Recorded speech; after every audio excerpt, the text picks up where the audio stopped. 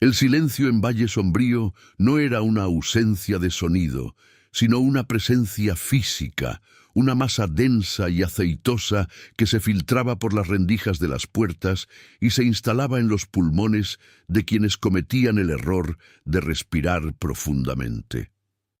Aquella noche, la noche en que nadie durmió, comenzó con un fenómeno que desafiaba la lógica de los relojes y la paciencia de los astros. Eran las 11 de la noche cuando el último rastro de viento murió sobre las copas de los pinos centenarios que rodeaban el pueblo, dejando una quietud tan absoluta que el latido del propio corazón resonaba en los oídos como un tambor de guerra lejano.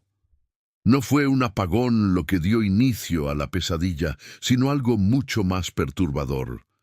La luz de la luna, que hasta ese momento había sido de un blanco pálido y natural, se tornó de un color gris ceniciento, una tonalidad que no iluminaba las cosas, sino que las despojaba de sus relieves, convirtiendo el mundo en una fotografía bidimensional y muerta.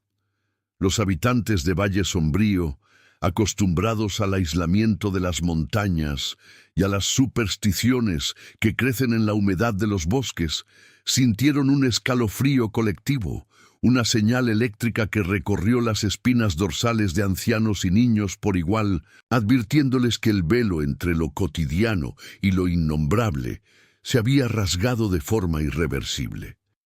El segundo gancho de esta fatalidad se manifestó en los animales. No hubo aullidos ni ladridos de advertencia. Por el contrario, las bestias domésticas y los depredadores del monte cayeron en un estado de catatonia absoluta. Los perros se echaron sobre el suelo de tierra, con los ojos abiertos y las pupilas dilatadas hasta borrar el iris, mirando fijamente hacia las esquinas oscuras de las habitaciones.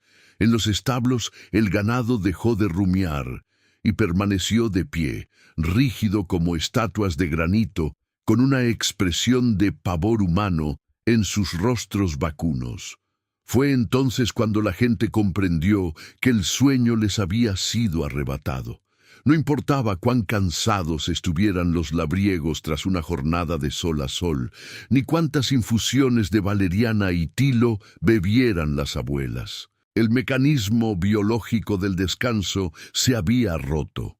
Los párpados pesaban como si estuvieran hechos de plomo, pero al cerrarlos, la mente no encontraba la oscuridad reparadora, sino un desfile de imágenes geométricas, colores imposibles y susurros en una lengua que sonaba como el crujir de huesos secos bajo una piedra de molino.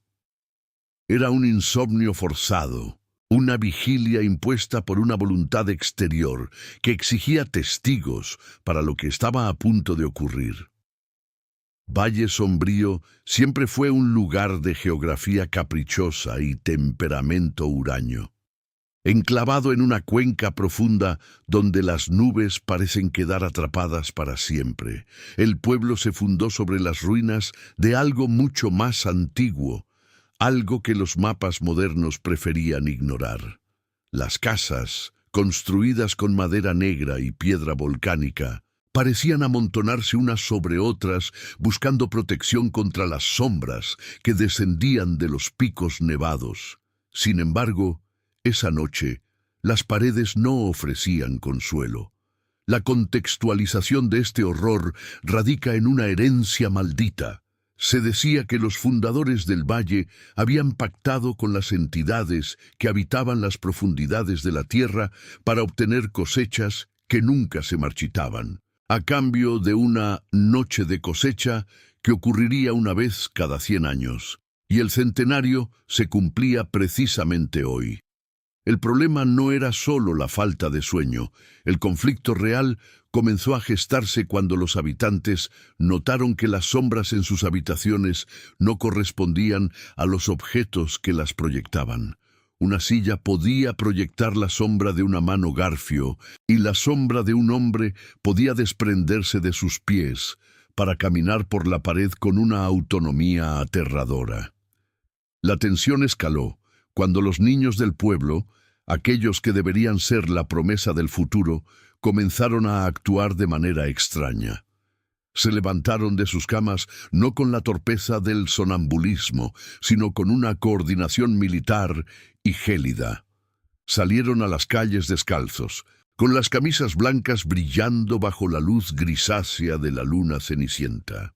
No hablaban entre sí, pero sus movimientos estaban sincronizados como si respondieran a una frecuencia de radio que solo ellos podían sintonizar. Este es el primer gran bucle abierto de la noche. ¿Hacia dónde se dirigían esos pequeños con rostros de porcelana rota? ¿Qué fuerza los había convocado fuera de la seguridad de sus hogares? Los padres, paralizados por un terror que les impedía incluso gritar, observaban desde las ventanas cómo sus hijos se congregaban en la plaza central, formando un círculo perfecto alrededor del viejo pozo ciego que había sido sellado con cadenas y sellos de hierro hacía décadas. El desarrollo de la narrativa se volvió aún más denso a medida que la distorsión temporal se hacía evidente. Un minuto parecía durar una eternidad, y sin embargo, al mirar los relojes de péndulo, las manecillas giraban locamente hacia atrás o permanecían estáticas, vibrando con una energía invisible. La progresión del horror se manifestó en el ambiente. El oxígeno parecía agotarse, reemplazado por un gas denso con olor a ozono y a flores podridas. Fue en este punto donde ocurrió un patrón de interrupción que quebró la poca cordura que quedaba. El campanario de la iglesia, cuya campana había perdido el badajo en un incendio hacía 20 años, comenzó a repicar. El sonido no era el bronce chocando contra el metal, sino un lamento humano amplificado, un grito de agonía que vibraba en los dientes de los pobladores y les hacía sangrar por las encías. El reenganche con la realidad se perdió por completo. Ya no eran ciudadanos de un pueblo montañés, eran presas en una trampa cósmica de proporciones insondables. En medio de este caos silencioso, la figura de Elías, el boticario del pueblo, emergió como un faro de desesperación. Elías era un hombre de ciencia que había pasado su vida tratando de desmentir las leyendas de Valle Sombrío, pero esa noche, mientras veía cómo el agua de su jofaina se tornaba negra y espesa como el chapapote, comprendió que sus libros de química no tenían respuestas para la alquimia del abismo. Salió a la calle, intentando alcanzar a su hija menor, Lucía, que formaba parte del círculo en la plaza.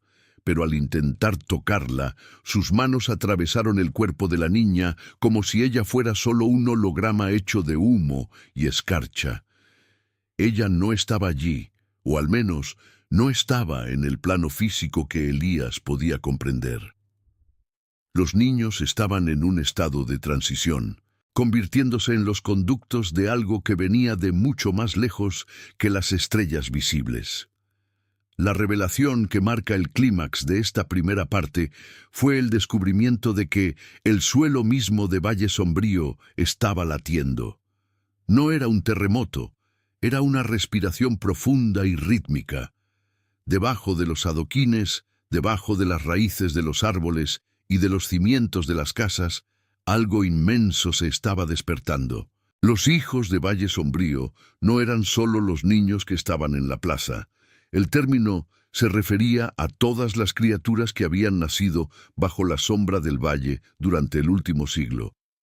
Todos ellos llevaban en su sangre una semilla de oscuridad que ahora, ante la ausencia del sueño y la presencia de la luna cenicienta, comenzaba a germinar. Los poros de la piel de los habitantes empezaron a supurar una sustancia fosforescente, y los recuerdos de vidas pasadas que no les pertenecían inundaron sus mentes, borrando sus identidades presentes. El círculo de niños en la plaza comenzó a cantar, pero no era una canción infantil, eran armónicos bajos que hacían vibrar el aire hasta que las ventanas de todas las casas estallaron simultáneamente, cubriendo las calles de cristales rotos que reflejaban 1000 veces la luna muerta.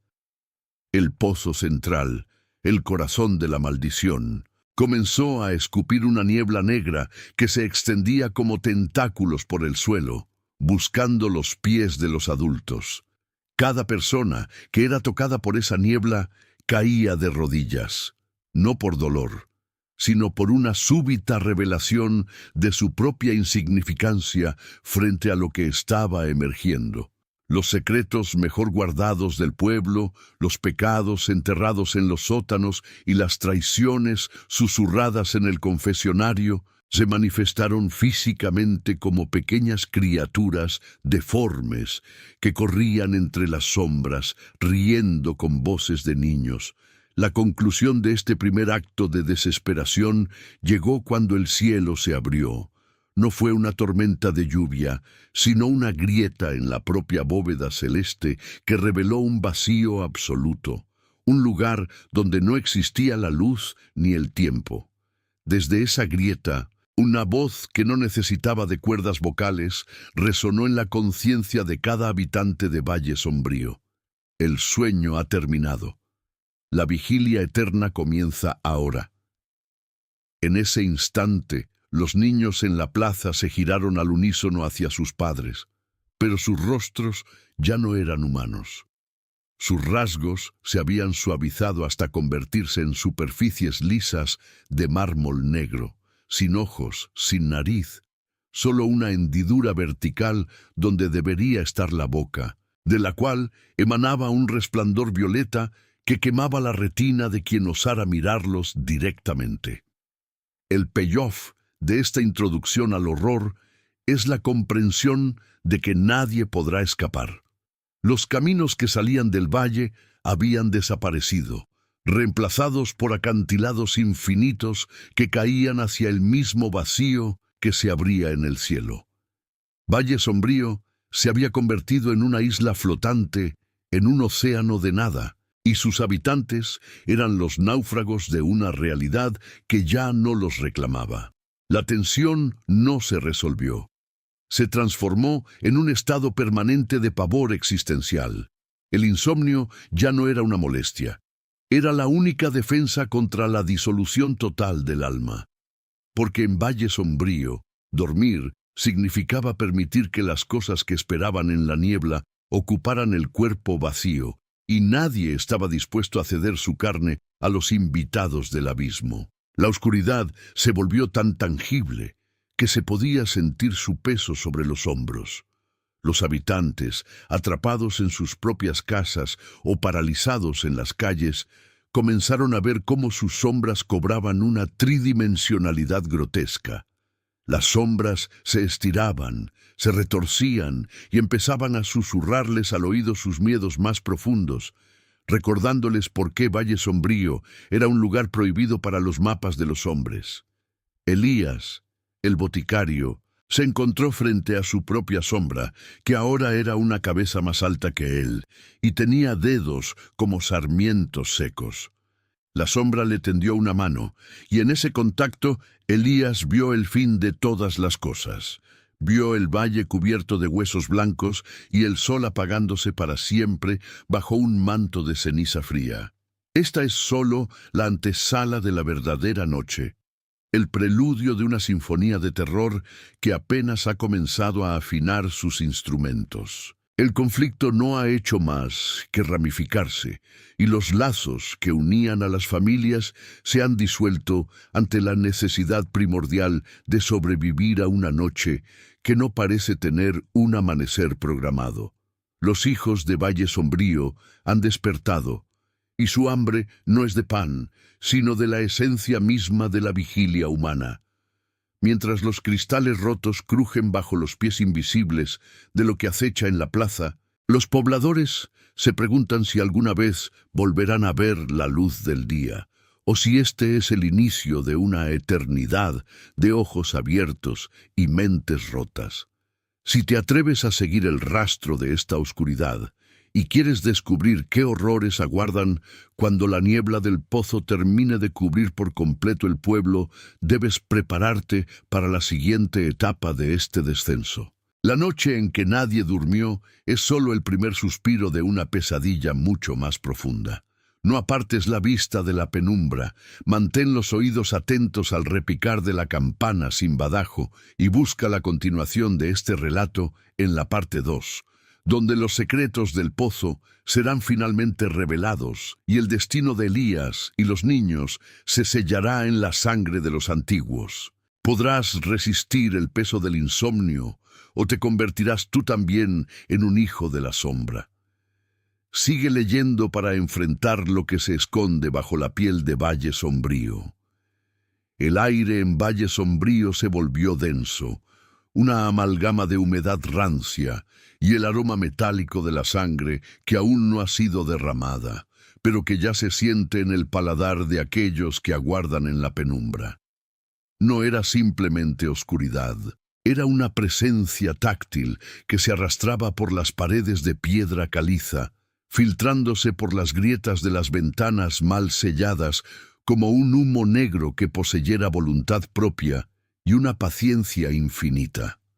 Aquella noche, el silencio no era la ausencia de ruido, sino una nota sostenida de pavor que hacía vibrar los tímpanos de los habitantes, quienes, apiñados en sus salones, comprendieron demasiado tarde que los cerrojos y las barricadas de madera de roble eran meras ilusiones de seguridad frente a lo que estaba despertando en las entrañas de la tierra.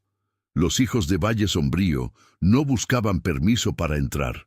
Ellos ya estaban allí, en la memoria genética del pueblo, en el eco de cada lamento ignorado durante décadas, y en el frío que emanaba de los sótanos que nadie se atrevía a limpiar. A medida que las manecillas del reloj de la plaza, un armatoste de hierro oxidado que parecía marcar el paso hacia el juicio final, se acercaban a la medianoche, la atmósfera se cargó de una electricidad estática que erizaba el vello de la nuca. La realidad comenzó a deshilacharse por las costuras.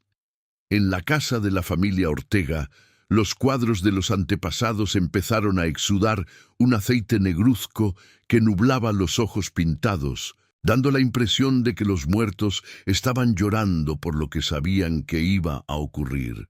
El patriarca, un hombre cuya fuerza se había forjado en las canteras y que jamás había flaqueado ante la adversidad, sostenía una escopeta con las manos temblorosas, no porque temiera a un intruso de carne y hueso, sino porque el peso de la habitación parecía haber aumentado 10 veces, como si la gravedad misma estuviera intentando aplastarlos contra el suelo para que no pudieran huir. Su esposa, arrodillada sobre una alfombra raída, desgranaba un rosario cuyas cuentas se sentían calientes, casi hirvientes, mientras las oraciones se convertían en un galimatías sin sentido en su boca seca. Afuera, en las calles empedradas y estrechas que serpenteaban como venas enfermas por el corazón del valle, las sombras empezaron a separarse de los objetos que las proyectaban. Las farolas de gas parpadeaban con un ritmo que recordaba a un corazón con arritmia, y en los charcos formados por la lluvia reciente, los reflejos no devolvían la imagen de los edificios colindantes, sino visiones de un paisaje desolado, un valle sombrío visto a través de un espejo roto, donde todo estaba muerto y calcinado. Fue entonces cuando empezaron los susurros. No venían del viento ni de los árboles que se retorcían en el bosque circundante, sino de las propias paredes de las casas. Era un coro de voces infantiles, una polifonía de risas quebradas y súplicas ahogadas que parecían brotar del mismo yeso y ladrillo. «Jugad con nosotros», decían, y el sonido no entraba por los oídos, sino que reverberaba directamente en el cerebro, evocando recuerdos de pecados antiguos y deudas que la sangre de los inocentes aún no había logrado saldar. En la iglesia de San Judas Tadeo, el padre Julián intentaba desesperadamente encender las velas del altar, pero las llamas se extinguían al instante, consumidas por un frío que no pertenecía al invierno, sino al vacío absoluto del espacio entre las estrellas. Las imágenes de los santos, con sus rostros de madera tallada, Parecían girar la cabeza hacia él, con las cuencas de los ojos vacías, llenándose de una malevolencia antigua. El sacerdote, que había pasado su vida predicando sobre el perdón y la luz, sintió por primera vez que Dios había retirado su mirada de aquel rincón del mundo, dejando a Valle Sombrío a merced de una justicia mucho más vieja y cruel. Al tocar el crucifijo de plata que colgaba de su cuello, sintió que el metal le quemaba la piel, marcándolo con una señal que lo identificaba como parte del ganado que sería sacrificado en esa noche de insomnio eterno. El campanario empezó a sonar, pero no por la mano del sacristán, sino por un balanceo frenético provocado por algo invisible que trepaba por las vigas, un repicar discordante que anunciaba que la barrera entre el mundo de los vivos y el reino de los hijos se había desvanecido por completo. El desarrollo de la pesadilla escaló cuando las puertas de los graneros y los establos se abrieron de par en par sin que nadie las tocara. Los animales, presas de un pánico primario, no huyeron hacia la libertad del bosque, sino que se amontonaron en rincones, gimiendo con un sonido casi humano, mientras sus sombras se alargaban y se retorcían hasta cobrar formas grotescas. En el centro del pueblo, la fuente de piedra, que durante años solo había escupido agua clara de manantial, empezó a borbotear un lodo espeso y fétido que arrastraba consigo pequeños huesos blancos, pulidos por el tiempo y el olvido. Los habitantes, asomados tras las cortinas, veían cómo pequeñas figuras, apenas del tamaño de un niño de 7 años, pero con extremidades desproporcionadamente largas y dedos terminados en garras finas como agujas, empezaban a emerger de las sombras de los callejones. Sus rostros carecían de facciones definidas. Eran máscaras de piel pálida y tensa, con orificios oscuros donde deberían estar los ojos y bocas que se abrían más de lo humanamente posible, revelando hileras de dientes afilados como fragmentos de obsidiana. La tensión alcanzó un punto de ruptura cuando la primera casa fue vulnerada. No fue por la fuerza bruta, sino por una seducción macabra. El hijo menor de los Martínez, un pequeño de apenas 6 años, llamado Tomás, comenzó a caminar hacia la puerta principal en un estado de trance, con los ojos en blanco y una sonrisa gélida dibujada en el rostro. Sus padres intentaron detenerlo, pero el niño poseía una fuerza sobrenatural, una energía que parecía succionada de la propia oscuridad del entorno. Al abrir la puerta, el frío que entró no solo heló el aire, sino que congeló los corazones de los presentes. Allí, en el umbral, estaban ellos. Los hijos de Valle Sombrío no eran fantasmas en el sentido tradicional, eran manifestaciones físicas del rencor acumulado, seres que se alimentaban de la culpa colectiva de un pueblo que prefirió enterrar sus errores bajo tierra antes que enfrentarlos. Al entrar en el hogar, la luz de las lámparas de aceite se tornó de un azul espectral, y las sombras de los invasores se proyectaron sobre el techo como arañas gigantescas que tejían una red de desesperación. Cada rincón del pueblo se convirtió en un escenario de horror detallado y minucioso. En la botica, los frascos de vidrio estallaron simultáneamente, liberando vapores que formaban figuras de niños que corrían entre los estantes, tirando libros de medicina que se deshacían en ceniza al contacto con el suelo. El boticario, un hombre de ciencia que siempre había despreciado las leyendas locales, se encontró rodeado por estas apariciones que no buscaban matarlo rápidamente, sino que le susurraban al oído todas las veces que había administrado placebos en lugar de curas, todas las veces que su codicia había pesado más que su deber. Las voces eran una cacofonía de reproches que le hacían sangrar los oídos, y cada vez que intentaba cerrar los ojos, los párpados se le abrían por la fuerza de unos dedos invisibles y gélidos, obligándolo a presenciar cómo su realidad se desintegraba en un caos de fragmentos de cristal y memorias amargas. Reenganchando con el núcleo del terror, debemos entender que la noche en que nadie durmió no se trataba solo de sobrevivir al asalto físico, sino de resistir la erosión del alma. La arquitectura de Valle Sombrío empezó a cambiar. Los pasillos se volvían infinitos. Las puertas conducían a habitaciones que no existían en el plano original de las casas, y las escaleras parecían retorcerse sobre sí mismas en una geometría imposible que desafiaba toda lógica. Los vecinos intentaban comunicarse gritando desde las ventanas, pero sus voces se transformaban en ladridos o en el crujido de ramas secas al cruzar el umbral del aire exterior. El aislamiento era total. Cada hogar se había convertido en una celda de tortura psicológica, donde los hijos de Valle Sombrío jugaban con las percepciones de sus víctimas, mostrándoles lo que más temían o lo que más lamentaban. En la plaza principal, un fenómeno aún más aterrador comenzó a tomar forma. El suelo empezó a agrietarse, pero de las grietas no salía lava ni fuego, sino una luz blanca y cegadora que no iluminaba, sino que borraba todo lo que tocaba. Los objetos que caían en esas grietas simplemente dejaban de existir, como si fueran borrados de la historia misma.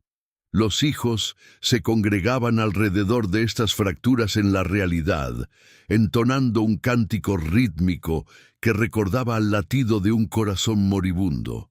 Era una llamada, un reclamo para que algo mucho más grande y antiguo despertara en las profundidades. Los que observaban desde sus casas sintieron que su propia piel empezaba a volverse translúcida, que sus recuerdos se desvanecían y que su existencia misma pendía de un hilo tan fino que cualquier suspiro de los entes exteriores podría cortarlo para siempre. El clímax de esta fase de la noche se produjo cuando el reloj de la plaza dio una 13ª campanada. En ese instante, el tiempo se detuvo para todos los seres vivos, pero no para la degradación. La madera de las casas comenzó a pudrirse a una velocidad alarmante. Las telas de las cortinas y las ropas se convirtieron en jirones polvorientos y el hierro se cubrió de un óxido rojizo que parecía sangre seca. Los habitantes, paralizados en sus posiciones de terror, veían cómo el mundo a su alrededor envejecía 1000 años en un solo segundo. Fue entonces cuando la gran revelación de los hijos se manifestó ante los ojos de los más ancianos del pueblo. Ellos no eran los descendientes de los fundadores, sino las versiones corruptas de los hijos que Valle Sombrío nunca dejó nacer, las almas de aquellos que fueron sacrificados por la prosperidad del valle en rituales olvidados que los libros de historia habían transformado en cuentos de hadas para asustar a los niños. La noche apenas comenzaba a mostrar su verdadera cara. El terror no radicaba en la posibilidad de morir, sino en la certeza de que la muerte no sería el final, sino el inicio de una servidumbre eterna en las sombras que habitan bajo el valle. Los lazos de sangre que unían a las familias se sentían ahora como cadenas al rojo vivo, y cada secreto guardado bajo llave en los corazones de los aldeanos se convertía en un peso físico que les impedía respirar. Mientras la medianoche se extendía hacia una eternidad artificial, el cielo sobre Valle Sombrío se desgarró, dejando ver no las estrellas, sino un abismo de ojos parpadeantes que observaban con curiosidad el festín de miedo que se estaba llevando a cabo abajo. El círculo se estaba cerrando, y los loops abiertos en la psique de los habitantes comenzaban a converger en un único punto de desesperación absoluta. Esta parte del relato debe servir como una advertencia para aquellos que creen que el pasado puede enterrarse sin consecuencias. Los detalles de la agonía de Valle Sombrío son tan vastos que cada sombra proyectada en una pared es una historia de horror en sí misma. Cada crujido del suelo es un grito ahogado que intenta abrirse paso hacia la superficie. La densidad del miedo es tal que se puede cortar con un cuchillo, pero nadie se atreve a blandir un arma cuando el enemigo está hecho de la misma materia que sus propios miedos. La noche avanza, y con ella la transformación del valle en un mausoleo viviente, donde el sueño es un lujo prohibido y la vigilia es una condena. Prepárate para el desenlace final, donde la última vela se apagará y los secretos más oscuros de los hijos de Valle Sombrío serán finalmente revelados, cambiando para siempre lo que creías saber sobre la oscuridad. No te pierdas la parte 3 de esta trilogía de horror absoluto, donde el amanecer podría ser solo otra forma de oscuridad. El aire en Valle Sombrío se había vuelto tan denso que cada inhalación se sentía como tragar fragmentos de vidrio envueltos en terciopelo podrido. Ya no quedaba rastro de la brisa nocturna que solía acunar los campos de trigo. Ahora, el oxígeno mismo parecía haber sido reclamado por aquello que habitaba en las profundidades de la tierra, dejando a los habitantes sobrevivientes en un estado de asfixia espiritual. El silencio que siguió a los gritos iniciales de la medianoche no era una ausencia de sonido, sino una presencia física, una membrana vibrante que envolvía las casas de piedra y las calles empedradas, amortiguando los latidos de los corazones aterrorizados que aún se resistían a dejar de latir. Fue en ese momento exacto, cuando el reloj de la Plaza Mayor se detuvo no por falta de cuerda, sino porque el tiempo mismo se había fracturado, que los habitantes comprendieron la magnitud de su error. No estaban siendo cazados, estaban siendo cosechados. La oscuridad no se limitaba a rodear las farolas apagadas, se filtraba por las rendijas de las ventanas tapiadas, emanaba de los espejos y brotaba de las sombras que los propios hombres proyectaban sobre el suelo. El segundo gancho de esta pesadilla se clavó hondo cuando los reflejos en los cristales dejaron de imitar los movimientos de los vivos para empezar a gesticular por cuenta propia, señalando hacia el sótano de la vieja iglesia de San Judas, el epicentro de la herida abierta en la realidad. La contextualización de Valle Sombrío siempre fue la de un pueblo olvidado por Dios, pero esta noche era evidente que algo mucho más antiguo y hambriento que cualquier deidad conocida había decidido reclamar su feudo. Los hijos de Valle Sombrío, esas entidades pálidas con extremidades de proporciones imposibles y ojos que recordaban a pozos de petróleo estancado, habían dejado de esconderse en los rincones. Ahora caminaban erguidos, reclamando las calles con una parsimonia obscena, emitiendo un sonido que recordaba al crujir de ramas secas bajo el peso de un cadáver. El problema fundamental no era la muerte, sino la transformación. Aquellos que habían sido arrastrados a la penumbra no desaparecían simplemente. Sus voces seguían escuchándose pero distorsionadas, como si emanaran de una garganta llena de barro y clavos. El conflicto escalaba a cada segundo, mientras la barrera entre lo sólido y lo etéreo se desvanecía. Las paredes de las casas empezaron a sudar una sustancia aceitosa que olía a vísceras y ozono, y los muebles parecían estremecerse con una vitalidad grotesca. ¿Qué eran realmente estos hijos? Eran los descendientes de los fundadores, malditos por un pacto de sangre que nadie se atrevió a registrar en los anales de la historia local.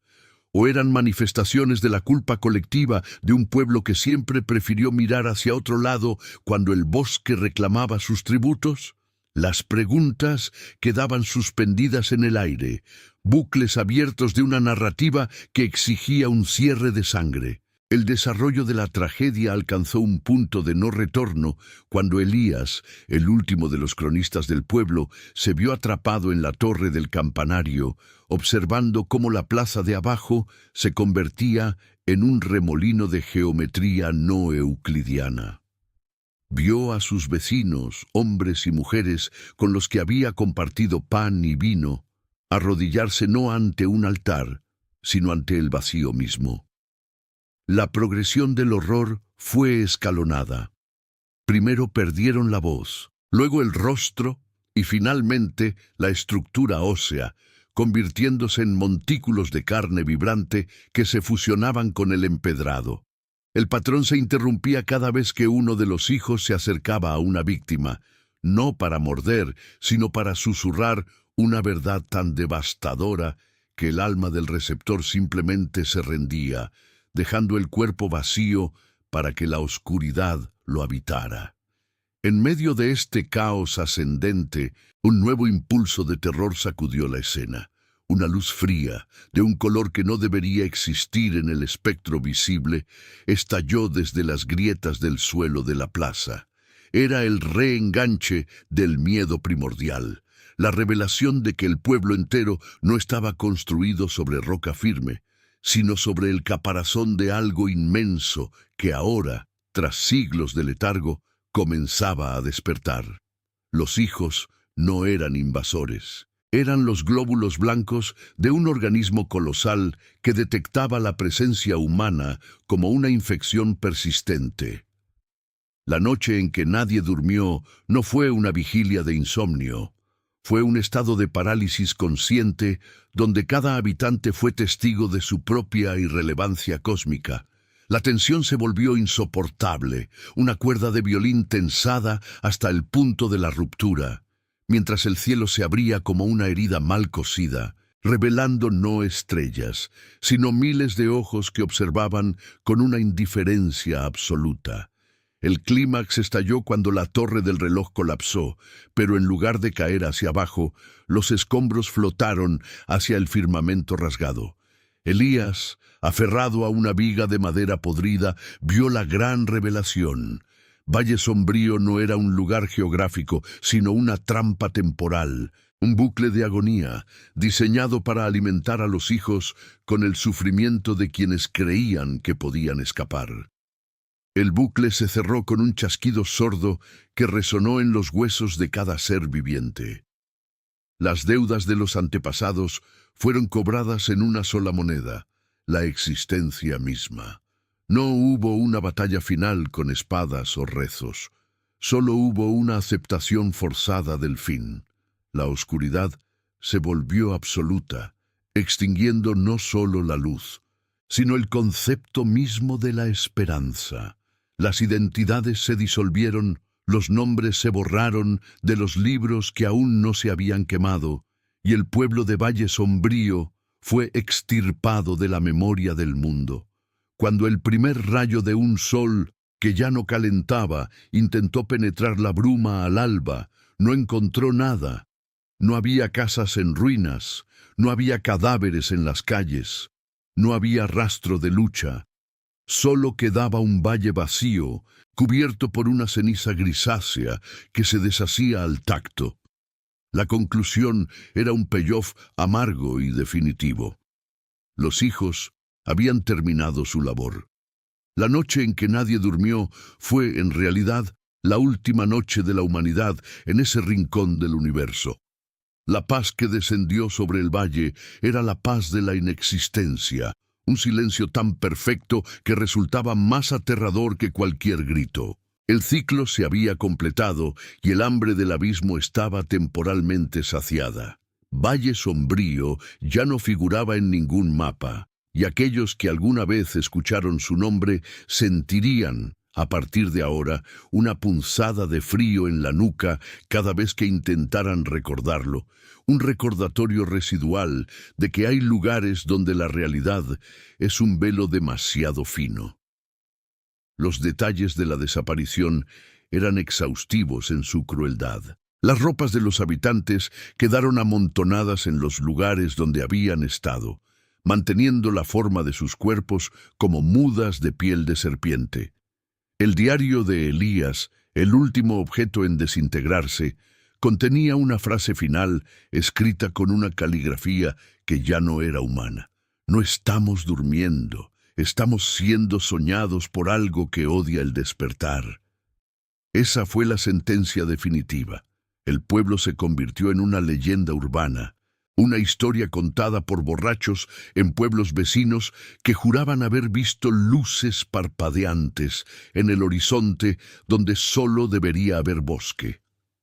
Pero nadie se atrevía a investigar, porque el miedo que emanaba de ese valle era atávico, un instinto de preservación que gritaba en el ADN de cualquiera que se acercara demasiado. La atmósfera remanente en el lugar del desastre era de una pesadez metafísica. Los pájaros evitaban volar sobre el perímetro y las flores que brotaban en la periferia nacían con pétalos negros y marchitos. Los hijos de Valle Sombrío ya no necesitaban manifestarse físicamente. Su esencia se había fundido con la tierra, con el agua de los arroyos cercanos que ahora corría con un sabor metálico y amargo. La noche de insomnio eterno había concluido en un olvido perpetuo, una paradoja donde el recuerdo era el único castigo que quedaba para los pocos que, por azar o maldición, habían logrado no estar en el pueblo esa noche, pero que sentían el tirón del vacío en sus pechos cada vez que cerraban los ojos. El desenlace no dejó hilos sueltos, solo una herida cicatrizada con sombras. Los secretos de las familias fundadoras, las desapariciones anuales, los ruidos en los sótanos. Todo encontró su explicación en la voracidad de un plano existencial que reclama lo que es suyo por derecho de antigüedad.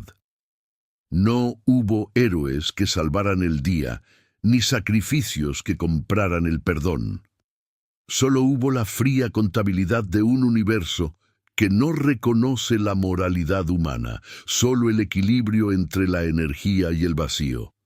Valle Sombrío fue el precio pagado por una estabilidad que el resto del mundo disfruta sin saber que, en algún lugar, un pueblo entero tuvo que dejar de existir para que el sol siguiera saliendo en otros lugares. El horror no reside en lo que pasó, sino en la facilidad con la que el universo borró las huellas del crimen.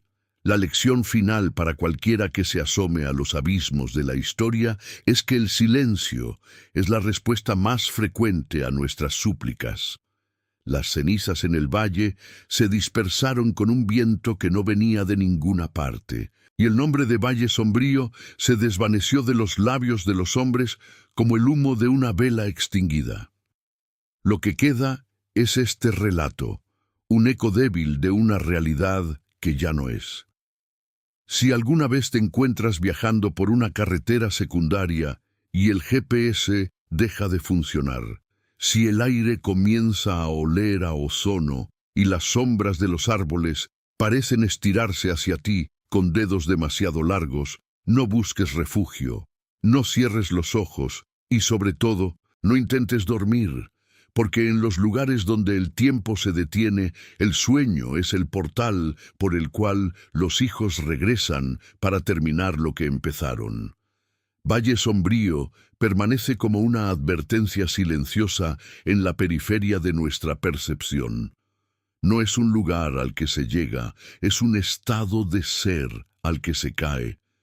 El fin de esta historia es el comienzo de tu propia vigilancia. No permitas que el silencio te engañe, pues detrás de la ausencia de ruido está el hambre que nunca duerme. La noche ha terminado para ellos, pero para nosotros, la oscuridad apenas está cobrando forma en los rincones de nuestras habitaciones. Escucha con atención el crujir de las paredes. Observa cómo el reflejo en el espejo tarda 1 milisegundo más que tú en parpadear. Y comprende que la noche en que nadie durmió es una noche que se repite una y otra vez en cada corazón que se atreve a reconocer que no estamos solos en la penumbra. Comparte este relato con aquellos que aún creen en la seguridad de sus camas. Adviérteles que los mapas tienen zonas en blanco por una razón, y asegúrate de que el nombre de Valle Sombrío no se pierda del todo, pues el olvido es la puerta por la que ellos caminan con más facilidad. Mantén las luces encendidas, vigila las sombras de los niños y, bajo ninguna circunstancia, ignores el sonido de algo rascando debajo de las tablas del suelo. La historia ha concluido, pero la cosecha es eterna. Si este relato ha despertado un frío desconocido en tu sangre, es porque una parte de ti recuerda el valle. Es porque quizás tú también eres uno de los hijos, esperando el momento de despertar. No cierres los ojos todavía. El final no es el fin, es solo el cambio de guardia. Vigila tu respiración, cuenta los latidos de tu corazón y reza para que el sol de mañana no sea solo un simulacro de luz sobre un mundo de ceniza.